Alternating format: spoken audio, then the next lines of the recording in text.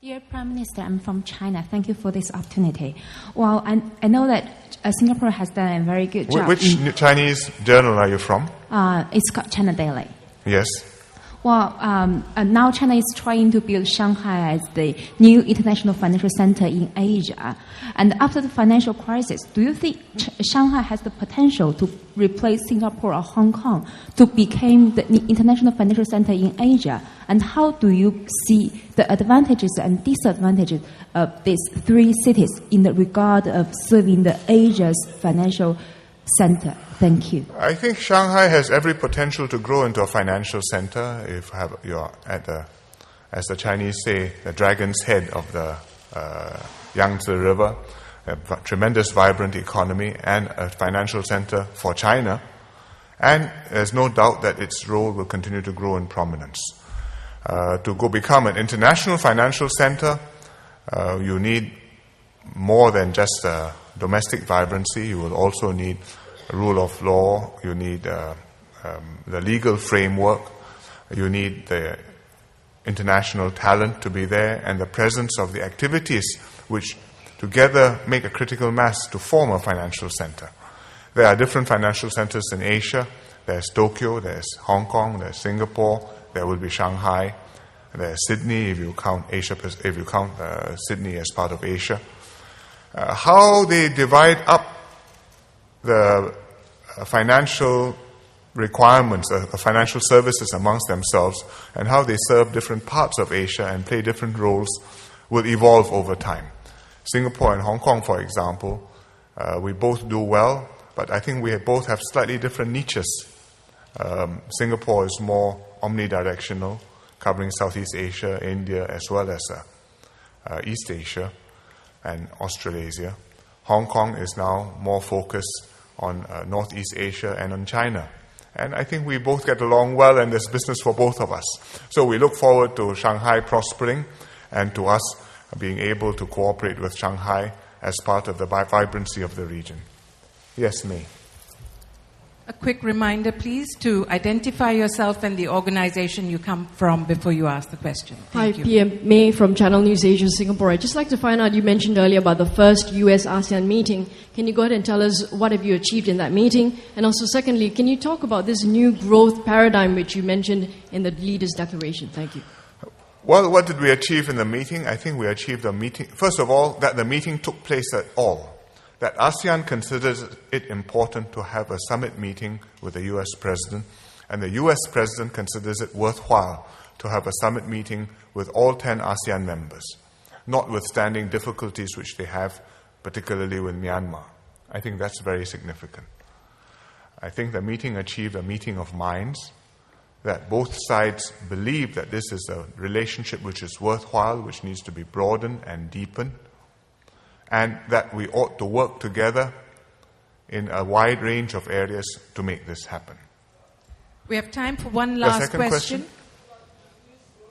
The new growth paradigm.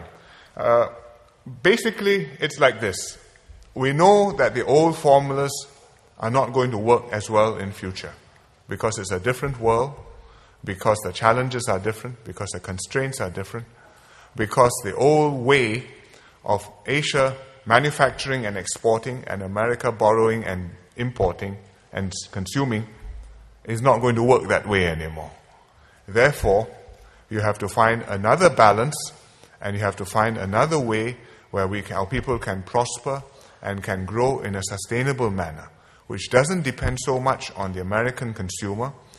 And at the same time, another factor, which factors in the climate change problems and the need to reduce carbon emissions. And that means you have to grow less energy intensively, you have to work more efficiently, higher productivity, and less waste. And that means economic restructuring in many countries. It's something which will have to take place over a period of time. But it is something which the countries fully understand, are seized with. Certainly China is seized with it. They talk about stimulating domestic demand, which is what you can do in the short term just by printing money and distributing that as presents. But in the long term, you can't do that. In the long term, you have to restructure your economy. restructure your income distribution, your production patterns, and I think the Chinese government understands that is working on that. We understand it, and we are working on the Economic Strategies Committee, which is working towards proposals to be ready by the budget next year. But that's another press conference. Yes, lady. There. Sir Shamim from Bloomberg. Were currencies discussed today because people are saying that China is not changing its yuan, the US dollar is weak, and and people are also saying that protectionism comes also in the form of currency controls. Currencies were part of the discussion amongst the leaders, and some of the leaders expressed their concern over the possibility of currency movements which could become unstable, and also the potential problems which could arise if governments had to intervene continually in order to manage their currencies. But we did not have an in-depth discussion. They were mentioned. I will take one more question. Yes, gentleman with the camera. I'm from Radio France International. ASEAN in the past has demanded to be a regular member of the G20 group. This demand has been discussed in this today meeting. ASEAN chairman has attended the last two G20 meetings, one in London and one in Pittsburgh. As ASEAN, of course, would like to contribute to the G20 process, and we think that we have a contribution to make, because the G20 process needs to take inputs from non-G20 members, and we hope that ASEAN chairman will continue to have an opportunity to be present and to present ASEAN's point of view in future G20 meetings. And this is something which was raised in our meetings, and also with the host of the next two G20s, which is Korea and Canada. Right?